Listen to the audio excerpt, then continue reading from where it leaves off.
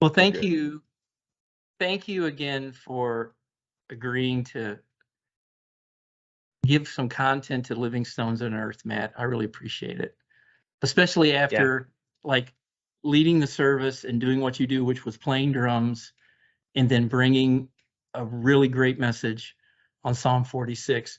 So ever-present help, God is ever-present help, which is, if that's not a theme of my site, then I don't know what is. So thank you for reinforcing that. It was very cool. And then also, I just want to say,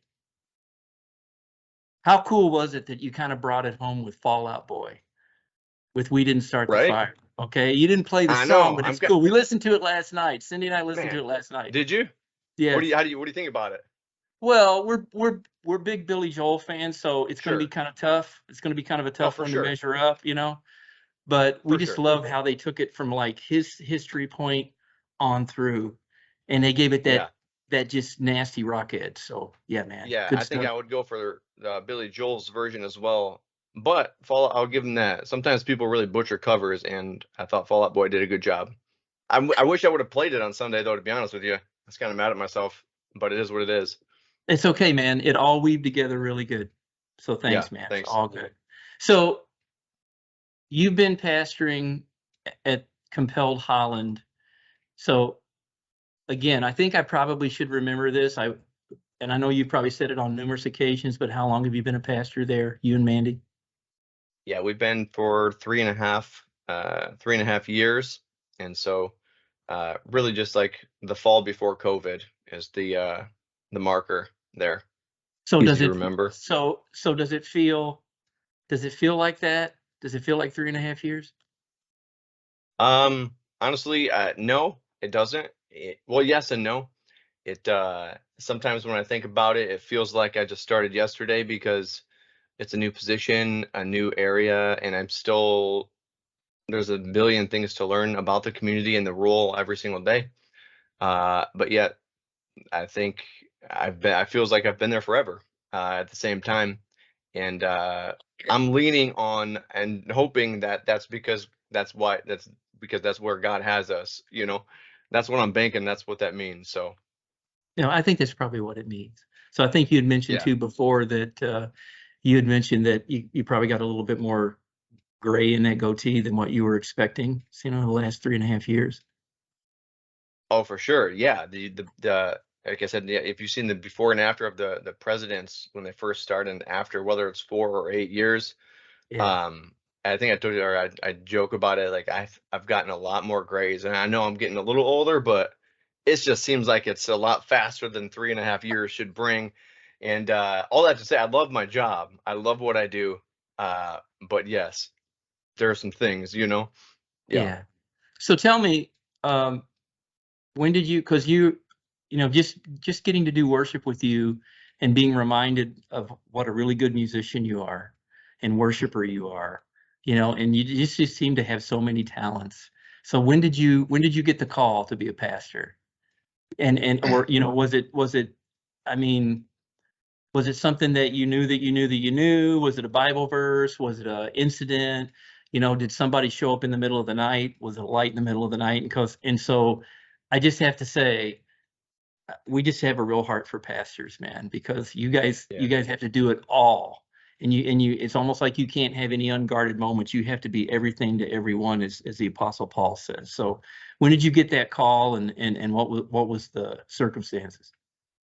Yeah. So I guess a little bit of my journey would be, I was saved in 2007 and was attending, not just attending church, but leading worship and doing anything. I was just excited, just trying to do anything I could in the church. But for a few years, I didn't necessarily feel like called to ministry. I was just Yeah. serving and overzealous, maybe.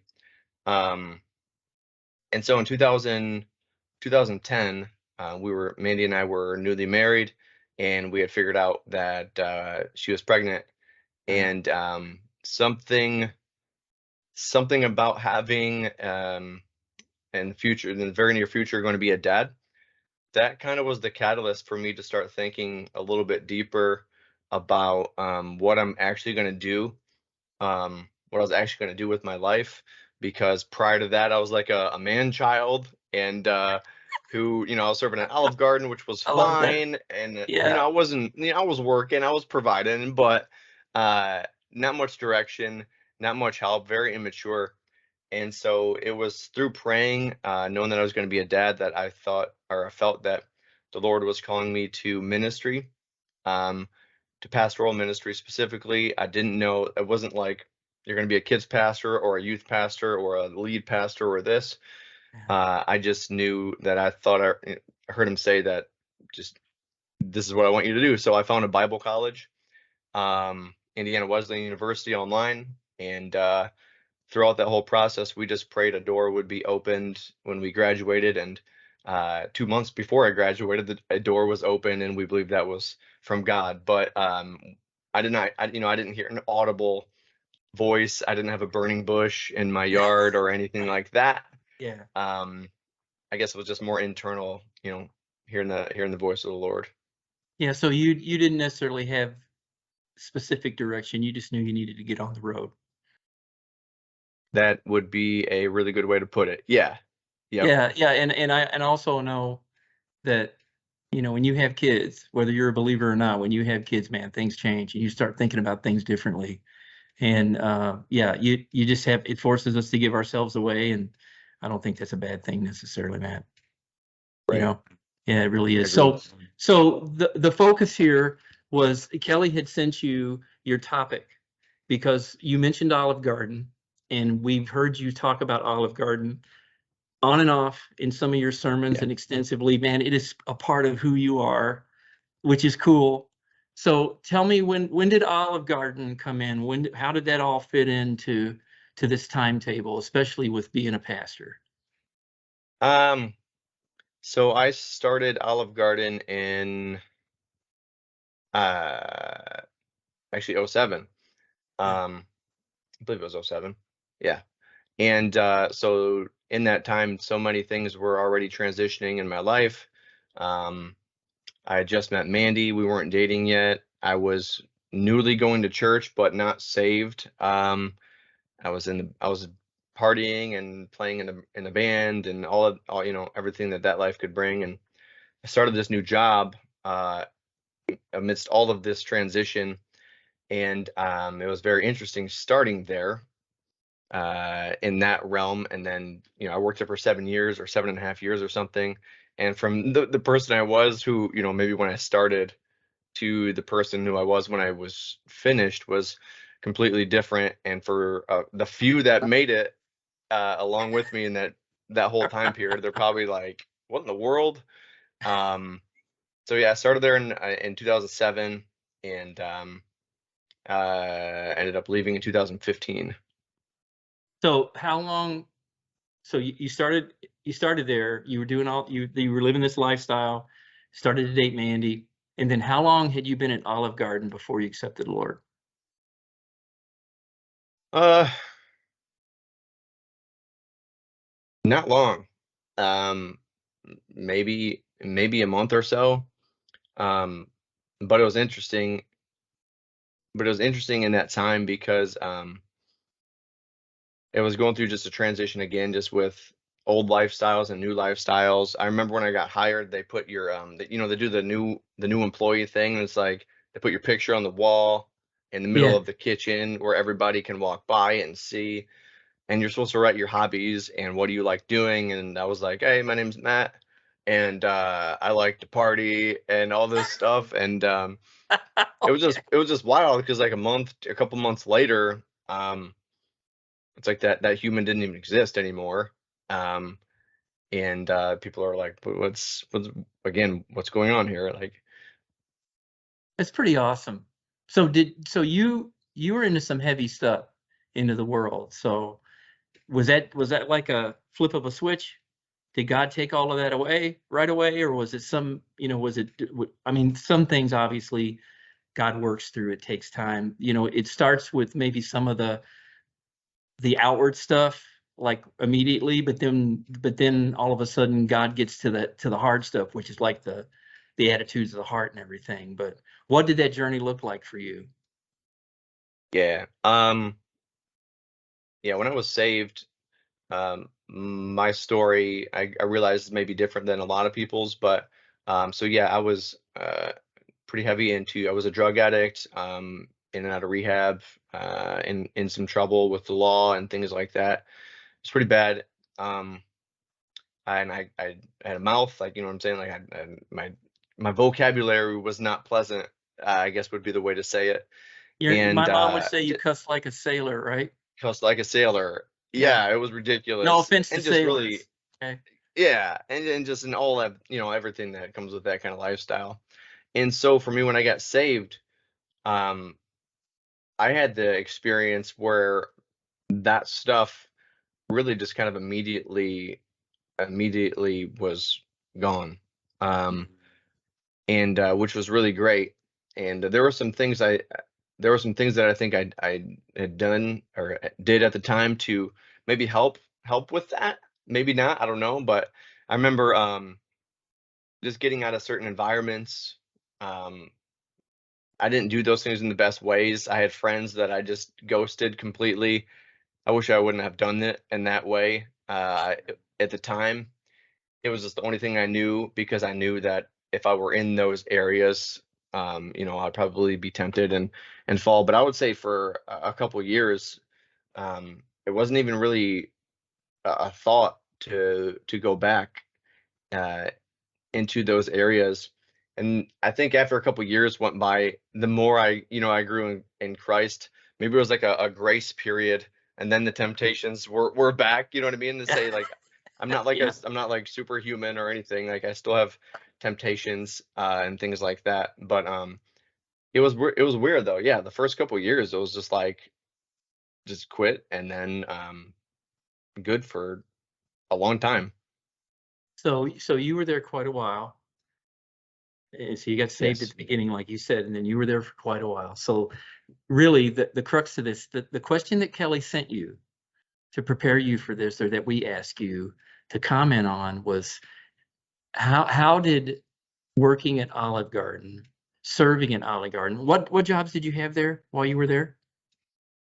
Mainly I was a waiter, but also every now and again I would bus tables, even though that was awful. And eventually I was a certified trainer, which is just a guy who takes like the certification test so you can train other people.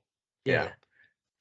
So how did those experiences and working there, how did that prepare you for the ministry? Or now, and then further down the road, how did it prepare you for being a pastor? Do you think about that? Does it come to your mind? Does God bring it to your mind? I mean, so how do you answer that question? Yeah. Like I said, it gave me a really good opportunity to think about it again when Kelly asked me that question, what our topic would be today. And I do, there's a reason why I love bringing Olive Garden stories into sermons and all of that sometimes.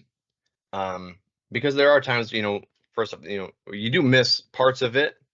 But I do love where I am now. But to answer the question, it might not be the like black or white answer, or like it might be somewhere in the gray to kind of leave you hanging a little bit. And that is, I don't necessarily think the Olive Garden prepared me for ministry, because Olive Garden was ministry. Um, and the reason I say that is there's a lot of reasons, but mainly is this: I remember working at Olive Garden, especially when I first started, and being in Bible college. And the dream was, right? The dream was, one day I'm going to be a full-time pastor, a full-time at a church somewhere on staff. That's like your career.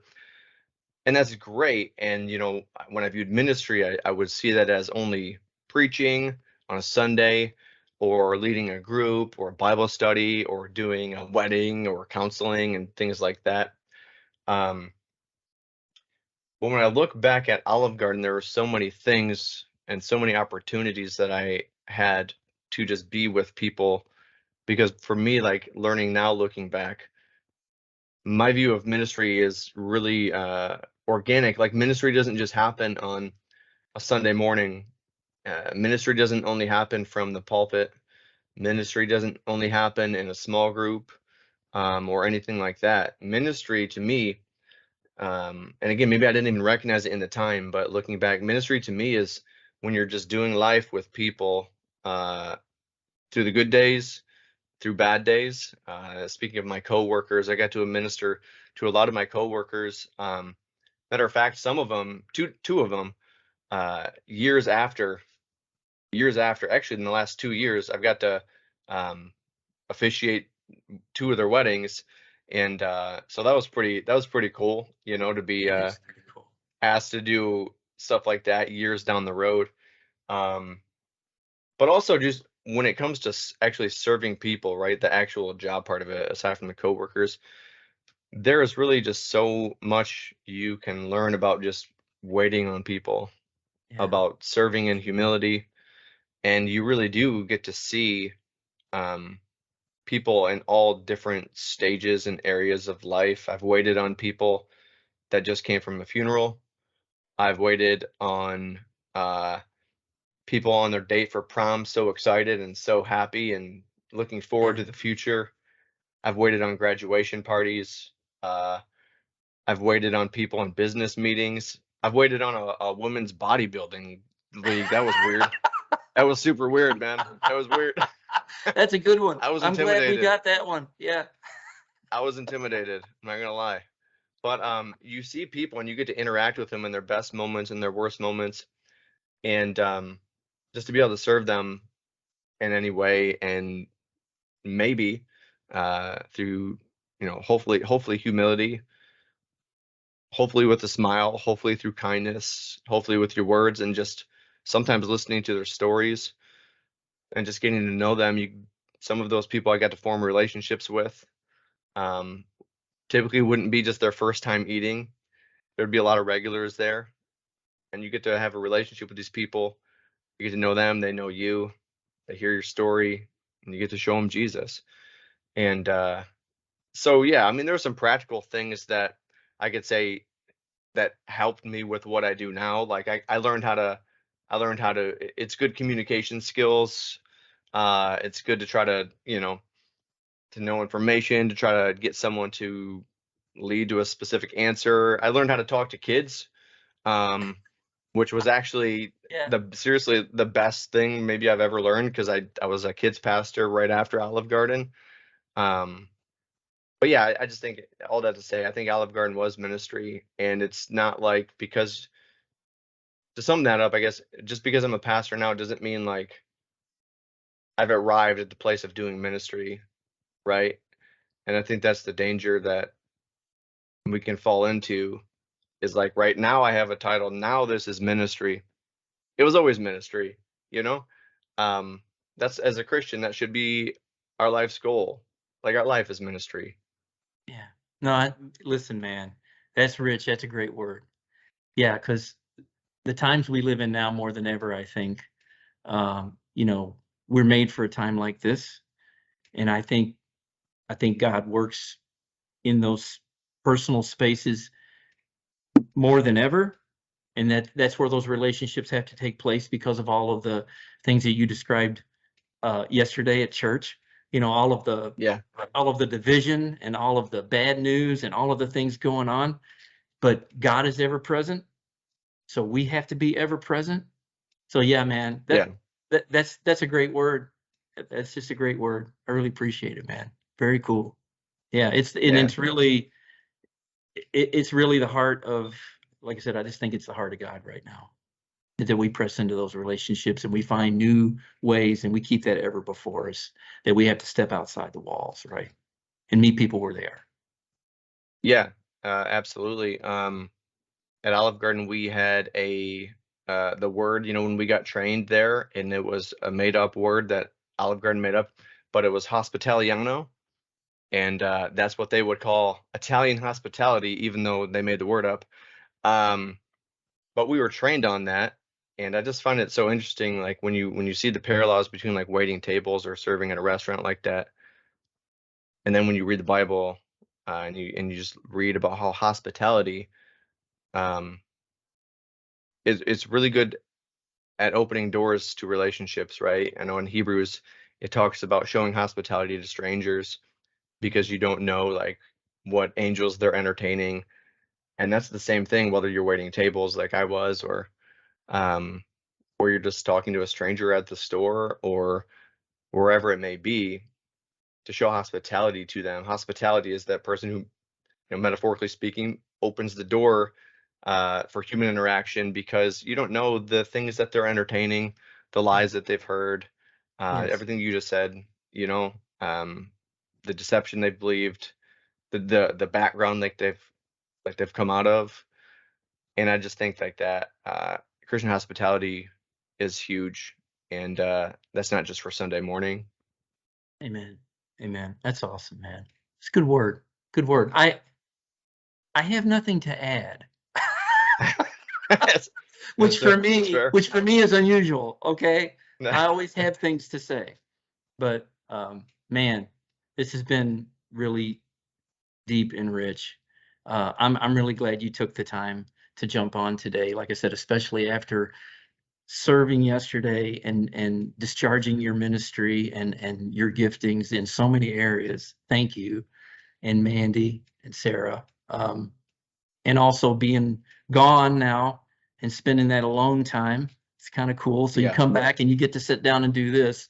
So man, I really appreciate you doing it. I know you're busy and I know you got stuff going on, man, but this has been a blessing to me, man. Really, I appreciate it.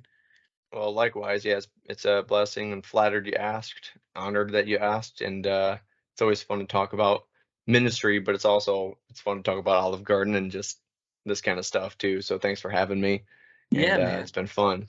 Yeah, is there anything else you want to add or you want to leave us with? Are we good? No, I think we're good. I mean, I have a million thoughts, but no, we're good. We're good. Well, here's the thing. So this is the cool thing. So yeah, you're probably going to come back on. So we'll do part 2 and 3 and 4. So Yeah, keep all those thoughts in front of you, man. I appreciate you. you got it. Thanks, man. God Appreciate bless you. you. Yeah, have a good one. See you See then. ya. Bye-bye. Yeah.